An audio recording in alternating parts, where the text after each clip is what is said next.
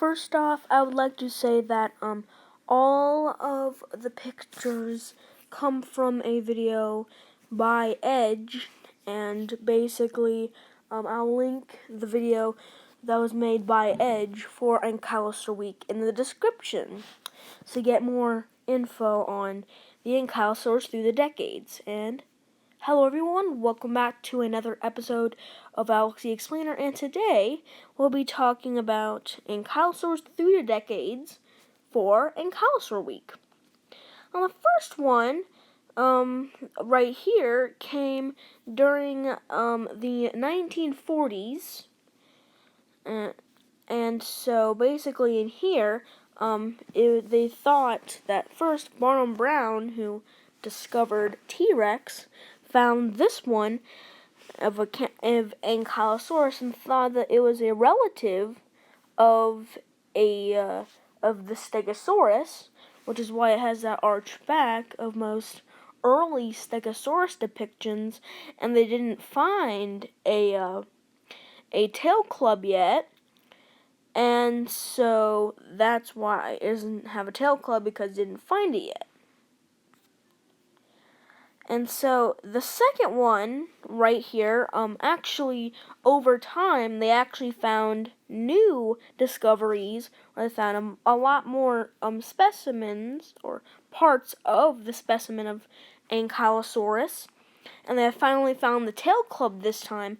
And during a part in New York City, I think, during the World's Fair, which is basically to show all the accomplishments of many nations, and a company, Sinclair Oil, a oil company, they were creating many sculptures of dinosaurs, and one of them was Ankylosaurus, and here's one of them.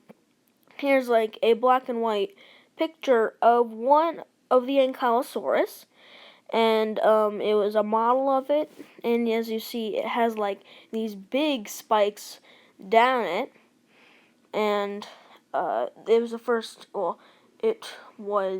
time an actual model, an actual really big model of an Ankylosaurus was actually made. And also this one was accurate, literally for at that time all the way up to today. That the skull on there, on that one made by Sinclair Oil for the World's Fair, that sculpture of the Ankylosaurus head is still spot on for the fossils, spot on, fossil accurate, all the way up to today. It's not really paleo accurate, but it's actually accurate to the shape of the fossil. So this next one, there's actually a new discovery, quite I think finally in the early 2000s, I think, and this one they finally found out that near the pelvis area, instead of having scutes and ligaments that move together, it was a single area of connection of scutes, and it's possibly for more protection against predators while it was grazing on low plants. And so basically, while it was grazing, it needed to fight off against predators. Well, it can just stay there and wait, where the predators can't get past the shield on top. And that area near the pelvis, where it's completely hard, is safe. But the area, near where the other parts with the ligaments that to help it move around, it helps it move around, but it's still as protective as it is. But since in that area it did not need to move around, it had a single solid part. And this one is the final one, where they were doing a study very recently in 2017. They were doing a study, and they finally found out the parts or the position of the big spikes on the Ankylosaurus, And finally, these spikes are actually smaller than we think, kind of like what you see there. And actually, they came up in the different rows.